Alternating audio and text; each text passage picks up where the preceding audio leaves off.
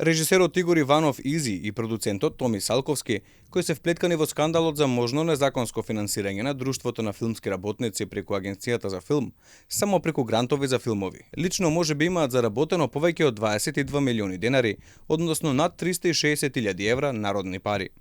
Тоа е така ако се земе предвид правилникот на Агенцијата за филм, со кој се утврдува дека за себе може да задржат до 7% од вкупната вредност на државниот грант. Финансирањето филмски проекти во делот на надоместосите за авторските и други хонорари, агенцијата го врши според следниве мерила за режисерот најмногу до 7% од средствата добиени од агенцијата, продуцентот најмногу до 7% од средствата добиени од агенцијата, сценаристот најмногу до 5% од средствата добиени од агенцијата. Најмногу Софајдел Салковски преку неговата продукциска куќа Скопје Филм Студио, која откако е формирана Агенцијата за филм, успеала да добие скоро 175 милиони денари, од кои доколку 7% одат за него, од државата може би заработил повеќе од 12 милиони денари. Додека пак за неговиот соработник, режисерот Игор Иванов Изи, правилникот одредува безмалку 10 милиони денари. На финансирањето на овие двајца филмаџи им фрли сомнеш последниот негативен извештај на Министерството за култура за работата на Агенцијата за филм,